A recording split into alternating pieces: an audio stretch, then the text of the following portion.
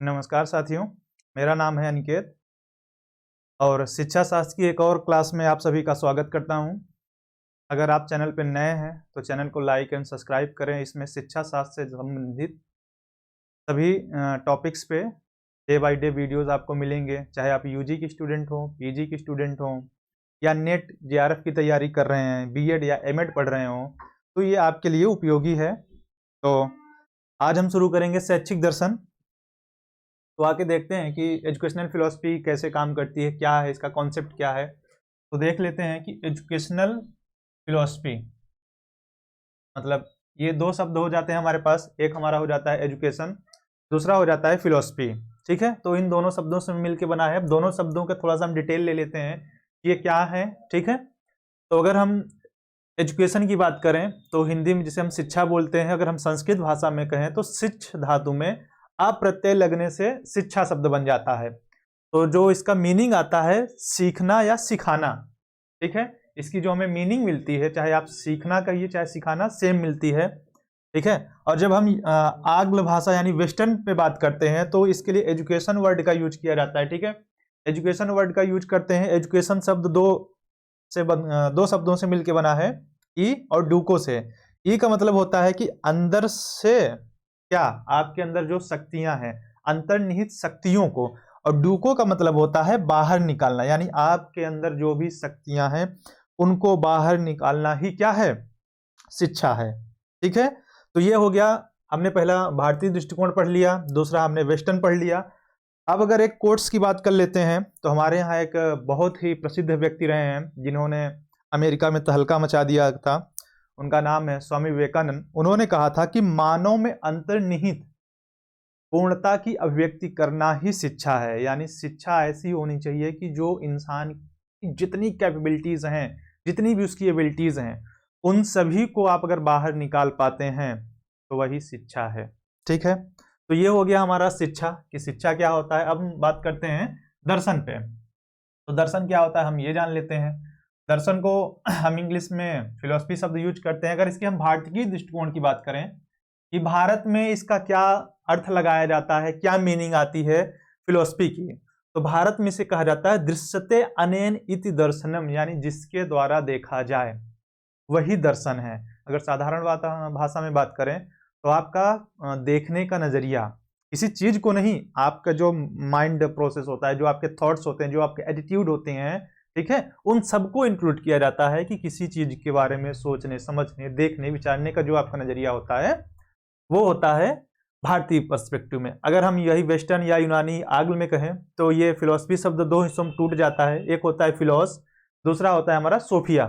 तो जो फिलॉस की मीनिंग निकल के आती है लव यानी प्रेम, और सोफिया की जो मीनिंग निकलती है विजडम यानी ज्ञान। तो अगर इसको हम जोड़ देते हैं साधारण भाषा में तो बस ये निकल के आता है कि ज्ञान के प्रति प्रेम। तो जो कि काफी सतही नॉलेज हमको लगता है कि यार दर्शन का ये तो बहुत सरफेस बात कर रहे हैं, जबकि वहीं पे अगर हम भारतीय दृष्टिकोण की बात करें तो काफी डीप यानी काफी गहराई तक सोचने की बात करते हैं। किसी चीज का आज अगर और साधारण शब्दों में कहें तो किसी चीज के उद्गम से लेके उसके लास्ट तक के, यानी उसके जो एंड होने वाला है वहां तक का सोचना, यह भारतीय दृष्टिकोण होता है। और यहाँ पर अगर हम वेस्टर्न की करें तो उन्होंने कहा कि भाई ज्ञान के प्रति प्रेम हो गया, यही तुम्हारा दर्शन है। खैर, अब अगर हम इसकी एक साधारण भाषा में डिफिनेशन कहें कि क्या होता है, तो किसी वस्तु, किसी थिंग्स, किसी चीज के बारे में सोचने, समझने, देखने, उसके उद्गम और लक्ष्य के प्रति जो जानने का आपका दृष्टिकोण होता है वही दर्शन होता है। वहीं पे एक वेस्टर्न फिलोसफर है फिक्ते।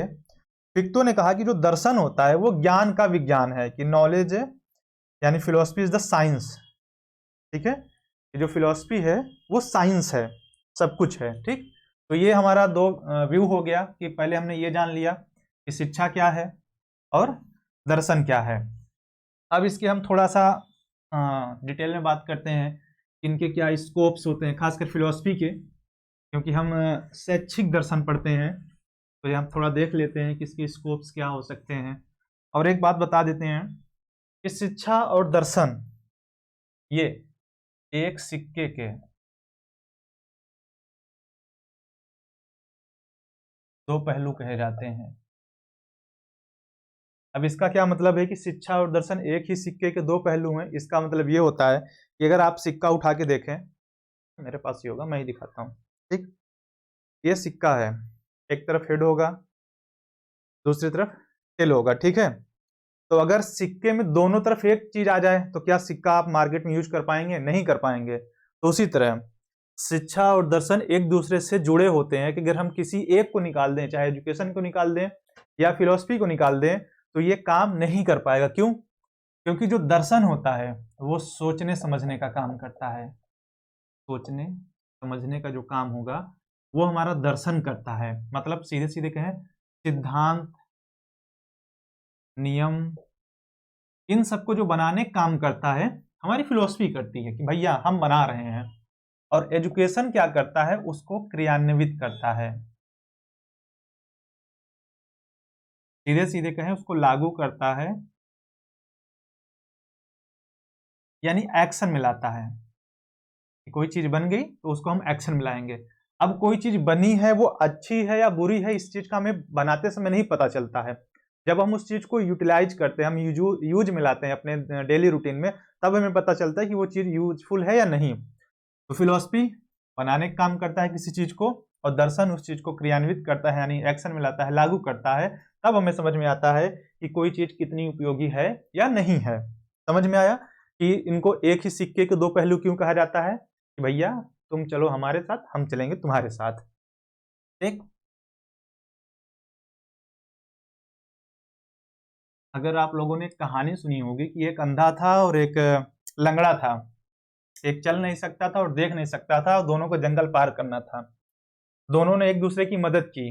कैसे? इसका मुझे कमेंट बॉक्स में आंसर देना। हम थोड़ा बात कर लेते हैं कि स्कोप ऑफ फिलोसफी, यानी फिलोसफी के क्या क्षेत्र हो सकते हैं, या ठीक, स्कोप ऑफ फिलोसफी।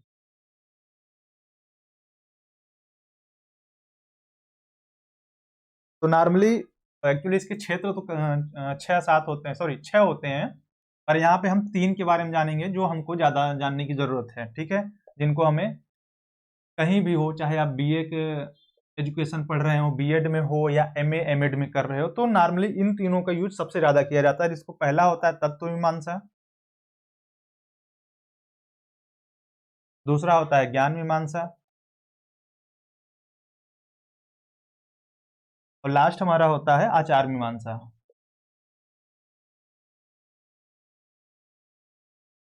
ठीक, अब तत्व मीमांसा को हम मेटाफिजिक्स कहते हैं,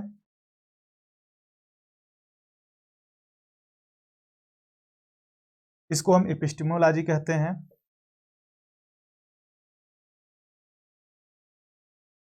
और इसको हम एक्सियोलॉजी कहते हैं।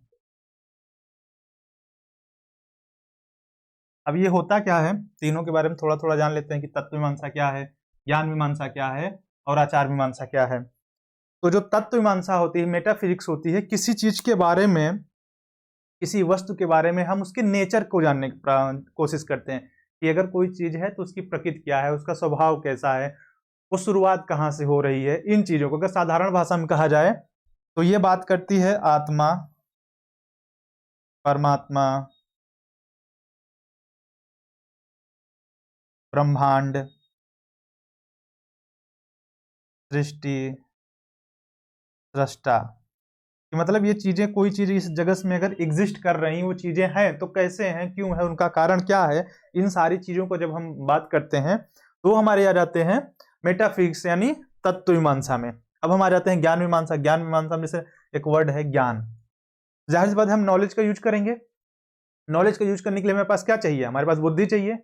ठीक है, यानी जब हम इंटेलिजेंसी का प्रयोग करें अपने, तो वहां हो जाता है हमारा ज्ञान मीमांसा। अब इसमें हम क्या करते हैं कि वैध ज्ञान क्या है, अगर हम कोई चीज ज्ञान ले रहे हैं तो वैलिड कैसे है, इनवैलिड कैसे है, ठीक है, उसके सोर्स क्या है, वो साधन क्या है, प्रमाण क्या है। जब इन सारी चीजों की बात करते हैं कि हम प्रमाण देखें किसी चीज का, साधन देखें, ठीक है, तो वो सारी चीजें आ जाती है हमारी ज्ञान मीमांसा में, यानी एपिस्टेमोलॉजी में। और लास्ट में आता है हमारा आचार मीमांसा यानी एक्सियोलॉजी। एक्सियोलॉजी में हम ये देखते हैं कि किसी चीज की मूल्य की क्या वांछनीयता है, हमारे पास जो वैल्यूज हैं, जो हमारे मोरल्स होते हैं, कि वो कितने रिलायबल हैं, कितने अच्छे हैं, किसका यूज आप कर रहे हैं, किसका यूज नहीं कर रहे हैं। जैसे एक एग्जांपल देते हैं, गन, बंदूक का नाम सभी जानते होंगे, कुछ लोगों के पास शायद होगी भी। तो जो गन होता है, अब आप अपनी सुरक्षा के हिसाब से रख लेते हैं, कई लोग रख लेते हैं, कई लोग के पास, ठीक है। तो अब इससे किसी की हत्या करना या किसी को गोली मार देना अपराध है। तो अब इसको किस सिचुएशन में यूज करना चाहिए, वही हमारी आचार मीमांसा बताती है कि भाई जब आपकी जान पे खतरा बन जा रहा है, ऐसी परिस्थिति में आप किसी को घायल कर सकते हैं, फिर भी आपको किसी को जान से मारने की अनुमति नहीं है। लेकिन अगर आप अकारण किसी को मार देंगे तो ये मूल्य मीमांसा के खिलाफ चला जाता है। यानी सीधे सीधे हम बात करें तो यहाँ पे हमारे मूल्यों की बात की जाती है, आपकी नैतिकता पे बात की जाती है, आपकी मोरलिटी, आपकी इथिक्स की बात की जाती है कि आप चीजों को कैसे समझ रहे हैं, किसी चीज को कैसे, किस पॉइंट ऑफ व्यू से देख रहे हैं। तो ये हो गया फिलॉसफी का क्षेत्र हो गया। अब हम बात कर लेते हैं कि शिक्षा दर्शन में कैसे काम आता है। जैसे कि मैंने इसका एक एग्जांपल पहले ही दे दिया है कि शिक्षा दर्शन का एक ही सिक्के, सॉरी शैक्षिक दर्शन क्या होते हैं, यानी शिक्षा और दर्शन एक ही सिक्के के दो पहलू होते हैं जो एक दूसरे को हेल्प करते हैं। तो वही बात करते हैं कि जो शिक्षा दर्शन की बात करते हैं कि शिक्षा की जो भी समस्याएं हैं, ठीक है, शिक्षा की समस्याएं हैं,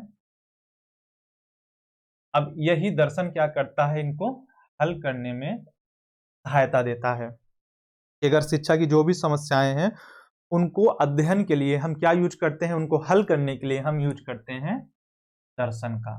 फिर वही बात निकली ना, जैसे मैंने अभी थोड़ी देर कहा था कि एक सिक्के के दो पहलू, मतलब जहां चलोगे साथ साथ चलेंगे। जैसे कोई एग्जांपल दो कि दो चीजें जो हमेशा साथ में चलती हैं कि एक दूसरे के बिना उनका जीवन संभव नहीं हो, इसका एग्जांपल देना कमेंट बॉक्स में। अब ये मत कह देना जल बिन मीन, भैया जल अगर हटा ना तो मछली मर जाएगी बेचारी, तो वो तो नहीं होगा। तो कुछ सोचना ऐसा कि जो इन दोनों की बात को पूरा करे, जैसे यहाँ पे है, ठीक है, कि शिक्षा और दर्शन एक दूसरे से जुड़े हैं। जैसे एक एग्जांपल मैं दे देता हूँ रिसर्च का, कुछ लोगों के लिए ये वर्ड नया होगा, और कुछ लोग जो नेट जेआरएफ की तैयारी कर रहे होंगे उनको रिसर्च की मीनिंग अच्छे से पता होगी, तो वो शायद इसको कोरिलेट कर पाए। यानी इसको हम साधारण भाषा में शोध से इंक्लूड करते हैं। इसमें दो प्रकार के रिसर्च होते हैं, एक होता है हमारा सैद्धांतिक,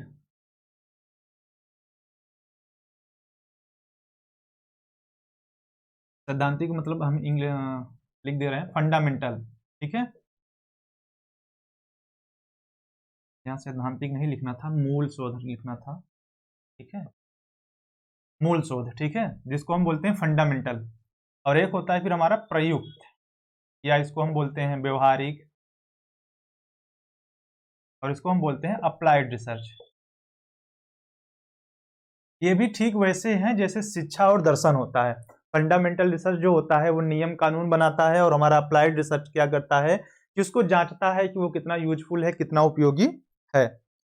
तो आज की क्लास में हमने शैक्षिक दर्शन के कॉन्सेप्ट को समझा, ठीक है, जाना कि शिक्षा क्या है, दर्शन क्या है, एक दूसरे से ये कैसे रिलेट करते हैं, क्या इनका एक दूसरे के बिना अस्तित्व है या नहीं, ठीक। तो इस चीज को हमने समझा।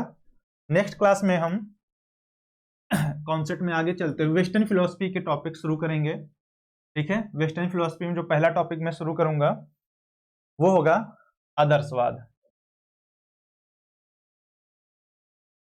तो जब मैं नेक्स्ट वीडियो लेके आऊंगा तो इस पर हम आदर्शवाद की बात करेंगे। पहले हम वेस्टर्न फिलोसफी कवर करेंगे, क्योंकि इसमें वहाँ 5-6 फिलोसफीज हैं जिनको हमें थोड़ा थोड़ा पढ़ना है, और वो काफी साधारण है। उसके बाद जब वेस्टर्न फिलोसफी हमारा कवर हो जाएगा तब फिर हम इंडियन फिलोसफी की बात करेंगे, ठीक है। तो जैसे वेस्टर्न फिलोसफी मैंने एक का नाम बता दिया, आदर्शवाद हमको पढ़ना है, दूसरा प्रकृतिवाद, तीसरा यथार्थवाद, प्रयोजनवाद, अस्तित्ववाद,